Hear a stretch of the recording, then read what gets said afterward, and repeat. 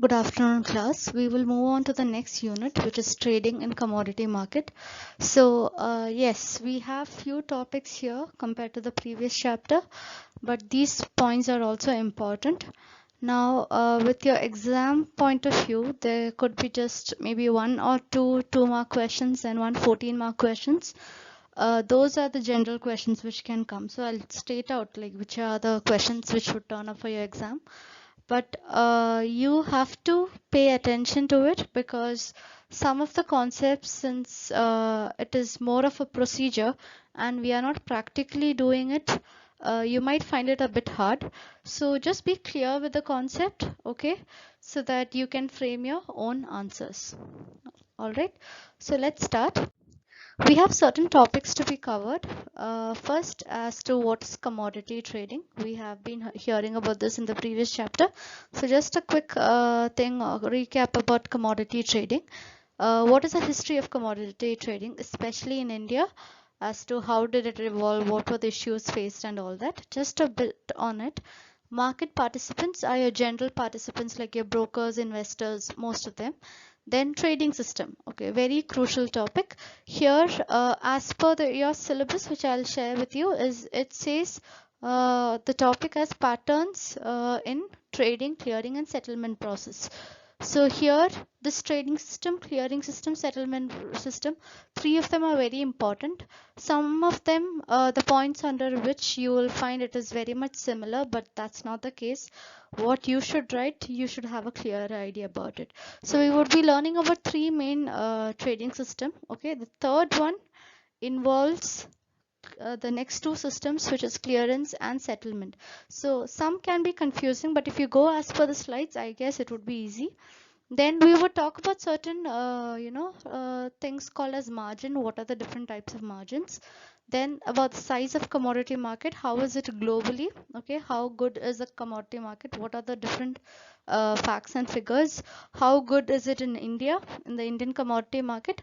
We would talk about the efficiency of commodity market, like how well is it performing? And finally, we would deal with certain challenges faced by commodity market. Is it clear to you? All right. So what is commodity trading? So commodity trading is an activity, a market activity wherein you try to meet in with the producers with the consumers. You try to provide a platform or a mechanism so that the producers of the commodity can effectively trade or meet their commercial consumers. Okay, now the actual thing, we in the second point we are talking about with reference to commodity futures, those agreements which work on a standardized form and which is traded on exchanges. Okay, so these commodities are traded on regulated commodity exchanges, those commodity exchanges which fall under the purview of the FMC or the Forward Markets Commission, and they are bought and sold in standardized form of contracts. So we are not talking about OTC transactions here. We are talking specifically about exchange traded commodities only in this chapter. Then the commodity trading system functions on a real-time basis through online means. So now you know everything is computerized, be it your banking, be it your stock trading, commodity trading, everything is being computerized. Everything happens online. Okay, so whatever online method we use, it's not like you take the data of the previous day and you simply do online trading today. No. So whatever prices of each commodity, whatever are the market conditions, it is given on a real-time basis. That is given in a form of live mode. When you say a news is recorded or a news is live is something which happens on real time. So your online mechanism also work on the real-time basis. And finally, the farmers, exporters, importers, and other traders, they are the main participants in this commodity market. Okay, that is your producers and your consumers. If you can categorize them as the same thing, this is what it means. Now, history of commodity trading. So we can see that before the 1970s, commodity trading had gained a lot of prominence. It was more or less a major occupation because you had 90% of the people under agriculture. they do agriculture so that they can sell it. Yes, they use it for themselves, but their main aim is to fetch a higher profit margin from the farmers market or from the general market. So during that time, the commodity trading was a dominant market form. Like the oldest market in Bangalore, your KR market, many other markets, farmers market, everything is still of prominence what started even before the 1970s. So what can we understand, that these markets were highly functional, highly efficient. That is why we view commodity market to be a very dominant form before the 1970s. After the 1970s, that is after when we had restrictions on the trade, we were almost like a closed economy, be it under anyone's rule, any government. We had closed up on our economy. We didn't allow any international trade, especially the time when we were under the rule of Indira Gandhi and all of that. There were many regulations which were set, right? So these regulations and restrictions had a bad effect on the Indian commodity market. It started falling because, one, there was no healthy competition. Prices were getting affected, there was inflation, then during the emergency period everything had gone for a toss. So at that time, whatever restrictions were placed by the government tried to obstruct the movement or the smooth functioning of the commodity trading market. Okay, then in 1953, somewhere in between, Forward Markets Commission was set up. Initially when it was set up, you didn't have much of things happening. These restrictions were still in place, okay, even after the 1970s. But then FMC functioned in such a way that in the years to come, in the year 2000, 2003 and all of them, we had 21 commodity exchanges which were set up in order to trade in these commodities, okay, under the purview of the FMC. Then what are the government initiatives in the year 2003? That is where your most of your commodity exchanges sprang up. You get it from the last few slides of the previous chapter, wherein we had there was an establishment plan of 4 commodity exchanges of national level.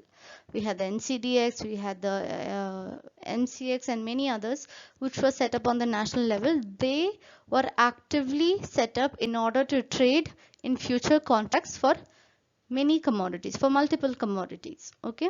And most of the commodities, okay, there were many commodities which were added to the list of permitted commodities. So we can understand that the commodities which could be traded, the list had elongated. We had added up few more commodities to it so that traders have a varied option or had a variety to choose from when it comes to commodity trading. In Government of India, Government of India later removed the restriction that every spot market transaction has to be completed within 11 days. Okay, so earlier we learned about spot and that is your physical cash market or your spot market. We learned the difference between spot market and futures market. Spot market is where you have to settle the trade immediately within the stipulated time. Earlier the restriction was you have to do it within 11 days. Okay, not 1 or 2 days, yes, but 11 days was the maximum. Later the Government of India removed that restriction, and also we had something called as non-transferable specific delivery contract, a type of futures contract which was used in commodity exchanges. That was also removed from the FCRA, or the Forward Regulation Act, which was removed from that. So these were the small changes which were brought in by the Government of India. Then who are the different participants in commodity exchange? We have learned about most of them. We have the brokers, the intermediary who would who's a connecting link between a buyer and a seller. He had a very key role in it because we needed him in order to trade on the client's behalf, or say if I am the client, I needed a broker to trade on my behalf and see that my trades are getting settled on time. Okay, so therefore you needed a commodity broker. Is it clear to you? Then we had exporters. So if I'm a manufacturing concern who is going to say, in the case of Indian rubber, so if I'm going to approach the agriculturalists in Kerala and I tell them, okay, you sell me your a rubber, I would export it to other countries. This is happening, yes. So when I do this, suppose I understand, okay, the Indian commodity market is going to for the commodity market for rubber, the prices are going to go up above 50 points tomorrow, that is, it is going to increase by 50 per ton or something, then what do I do? I have to purchase from the farmers. I always intend to purchase at a lower price. When I speculate, okay, the prices are going to rise up tomorrow, what do? I enter into a contract with them and get it at a lower price. So if I have very good information about the commodity market information, about the price information of those commodities, then as an exporter, I have the benefit of lower prices. Okay. Importer. Now, importer is where there are industries which use up the raw material which is there in the country, in their home country, but also outside. Is it clear to you? Okay. Suppose the prices of that particular commodity, say again the case of rubber, suppose it is very high in India in a given scenario for a tire manufacturing company. Okay. My main raw material is rubber, but then I find out it is very high in India compared to the price in some other country, say US for instance, or Malaysia for instance. So when I find that, okay, the prices are a bit low over there, rather than purchasing from my own country, why don't I import it so that I can get the benefit of the lesser price? You understand the point? So this is where importers fall in place. Then you have the farmers. Farmers, those who have to have a check on the thing, because see, even though their crop is dependent on conditions, climatic conditions like your rainfall, moisture, temperature and all that, they heavily rely on the harvest. And suppose they have a very good harvest and then they find out, okay, the prices are going very less, then they run into a lot of issues. They are unable to pay their debt or take care of their income and all that. So what happens is, if the farmers had a very clear idea about the commodity market, what are the prices, then they can take a call as to whether we should go for harvesting or not, or wait for some more time, or should we store it somewhere. All this decision can be taken for the benefit of farmers. Manufacturers, very important, because for most of your domestic manufacturers, yes, you take a lot of raw material, especially your sugar industry and all the industry who rely on agricultural raw material. Okay, agricultural based raw material. So here, especially, the commodity prices are of greater importance. Every organization tries to cut down on the cost. If simply they have to find out like they find out that the raw materials are going to cost very high, then they have to their cost of making this product will also increase. The cost of production will also increase. This would lead to an effect of where your income is less than expense. So your raw materials cost more, you have to spend a lot of money in getting the raw materials for the processing, but if final output does not sell for a very high value, then it's going to be a problem. So what we mean to say here is that the manufacturers as well, especially with regard to their raw materials, should be knowing well about the market. So as a result, they are one of the key participants. Then you have merchandisers who are the interlinks. So under this, it comes as wholesaler, agents, dealers, retailers, all of them fall under the last one. So here what it means to say is that they need to know when is the best time to purchase from the producer and when is the best time to sell it to the consumer. So those are also the key participants. Any dealers, maybe a domestic dealer who takes all the things from commodities from all the farmers and sells it finally to the consumer. The middlemen are called as the merchandisers or the wholesalers or retailers. We all learned it in distribution channel. So they have to decide when is the best time to purchase. That is, best time to purchase would be the lowest price to purchase from the producer, and what is the best price to sell it to the consumer. So these are the key players in the commodity trading market. Now we have to understand three main things. One is trading process, clearing process, settlement process. So for today we would learn about trading process. There are three main types of trading processes. First one is your order matching mechanism. Okay, so second one is your normal trading and clearing, and the third one is your clearing and settlement process. So clearing and settlement process is very much related to the next two systems. I told you there are three systems, right? Trading, clearing, and settlement. But under trading itself, we are talking about clearing and settlement. But again, it is better that you learn these three separately so that you can frame very good answers in your exam and you can understand it better. So let's move on to the first one, which is order matching mechanism. So here what happens is traders, they get into contact with their commodity broker. They place an order, okay, that I want so much of commodity. Suppose I need 40 tons of cotton. I contact my broker. I tell him that I need 40 tons of cotton. So what does the broker do? He will get into that online platform or the online terminal and he will enter the values for the trader's order. So if I say Mr. A, that is Mr. A needs 40 tons of cotton, what my broker will do is get into that online portal or that online terminal and enter that Mr. A wishes to buy 40 tons of cotton. Okay, so he will feed in all the information on the online portal. Now what does the online channel do? What it does is this order wherein I plan to buy 40 tons of cotton, they'll search for one order which says that we are ready to sell 40 tons of cotton. Okay, suppose I specify the price from the buyer's end. I specify the prices. I want to purchase 40 tons at rupees 50 per ton. Okay, if that is my limit price. Okay, when I set this limit and then someone from the other end, that is the selling of when the order is being executed, is being searched for in the online platform, they get an appropriate search which says, okay, we are ready to sell it at rupees 50. Then the order gets matched. Suppose I say 40, okay, and the only sell order given in that online platform of some other trader is say rupees 60 and I'm only ready to purchase at 50, then the order won't get matched. So here the buying broker, the broker who acts for the buyer, the broker who acts for the seller would feed in their orders on the online platform. Whichever buy or sell order gets matched with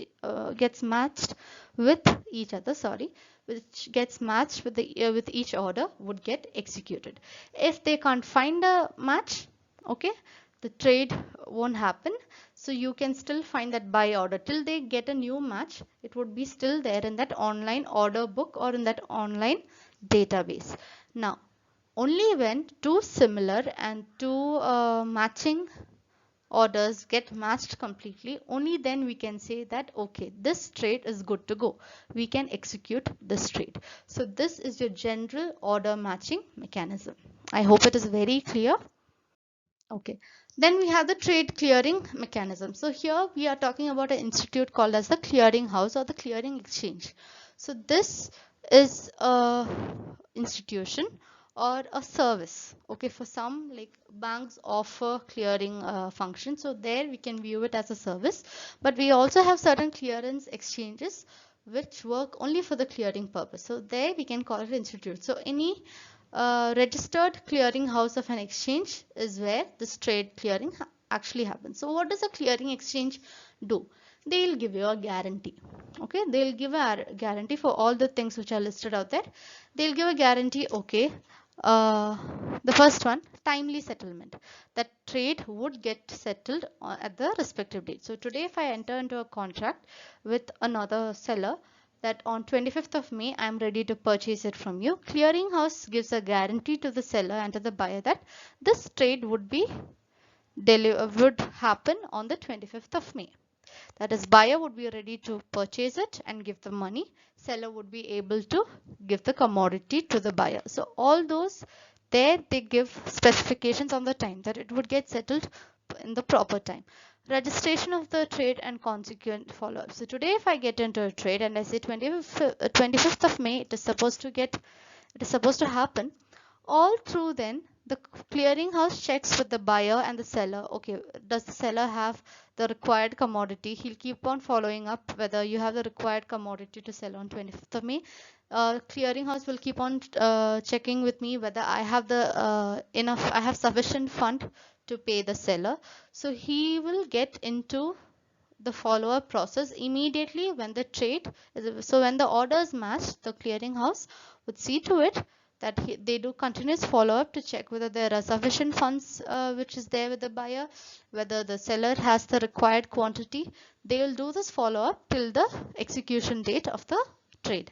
Then the delivery. So once the trade is executed, what the clearance exchanges does is it ensures that whatever commodity in the right quantity, quality, and all that aspect is being delivered to the buyer, and the buyer makes the required payment to the seller. So they would check that both the parties are getting what they need. Buyer gets the commodity, seller gets the payment. Then settlement of funds in non-delivery cases. So not every transaction involves the physical delivery of commodities. So here they can, it's just for the trading purpose, they just take the profit, something like that. It's not a case that, settlement has to happen only when the commodity is delivered. They can also simply, speculate. They can simply trade without even actually delivering the commodity. So in cases of such non-delivery contracts, what we trade is fund. Okay, from the profit and losses we trade funds. So they have to see whether the settlement of funds in case of non-delivery contracts also happens on time. All right. Okay, then clearing and settlement.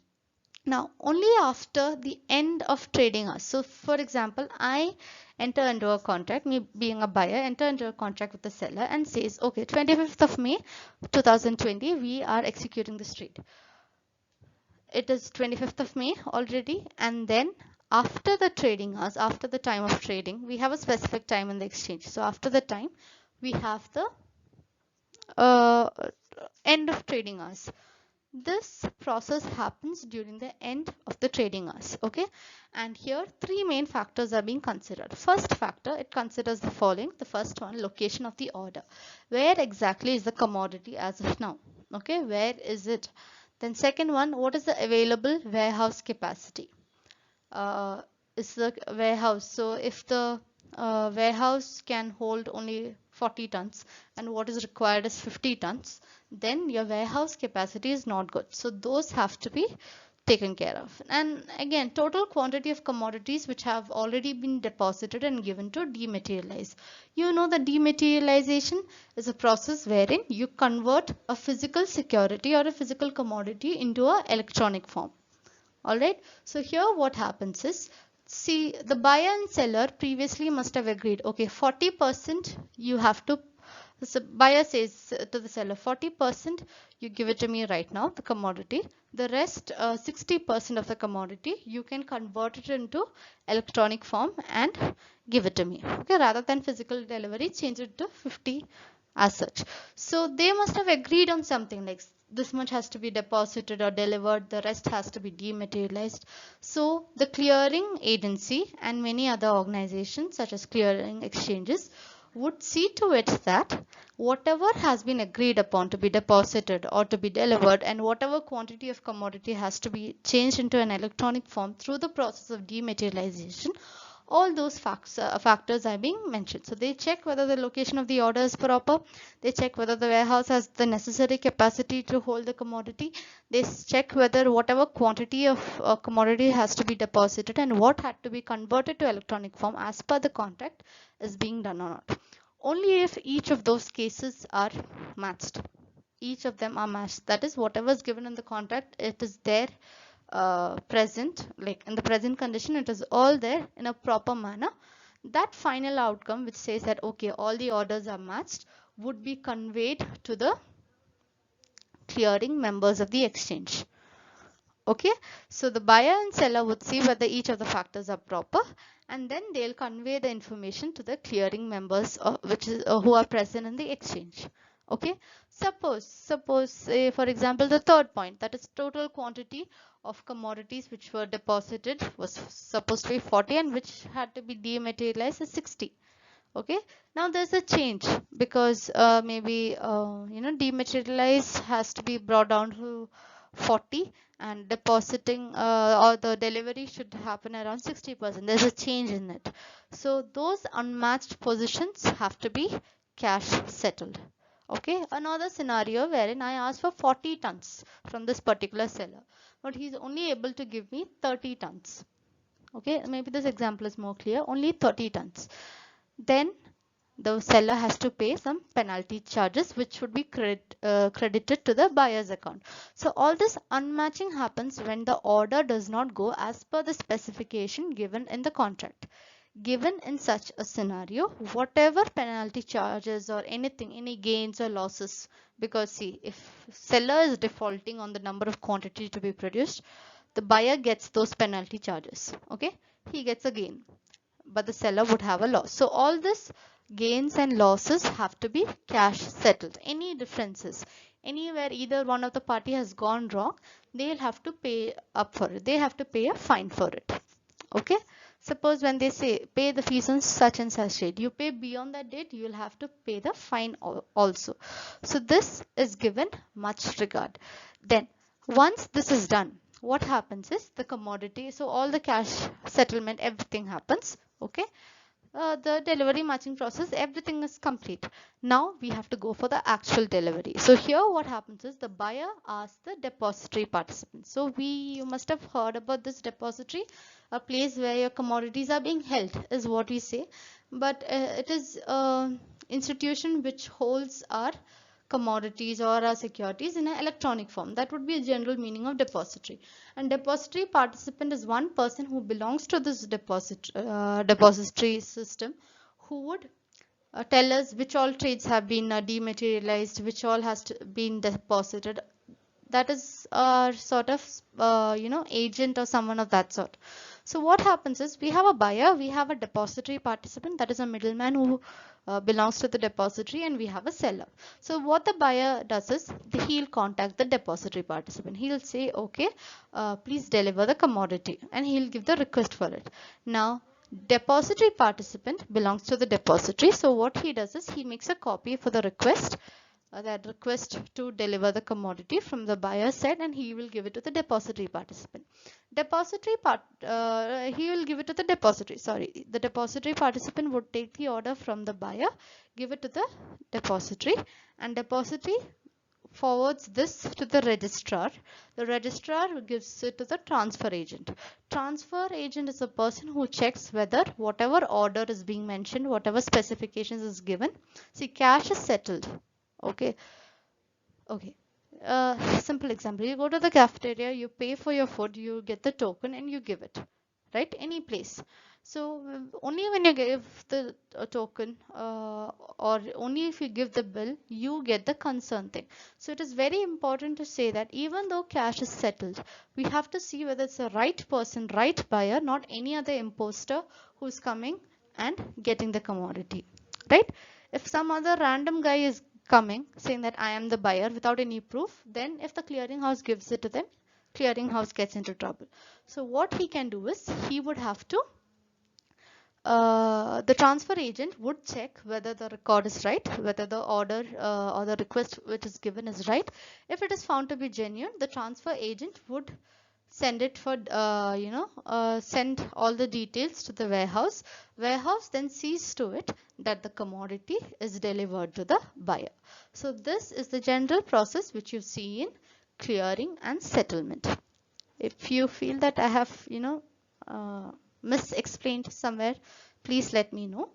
This is a very simple chapter, but you need to know what are the concepts. Okay, in the next one, clearing and settlement, we are going to talk about whatever is listed here itself. It's almost the same thing, but you need to know what all should be there so that you can write your answer really well and you understand the topic on top of it. All right. So this is what is your trading process, clearing process, and settlement process. I hope it is very clear. Any questions, let me know. Thank you.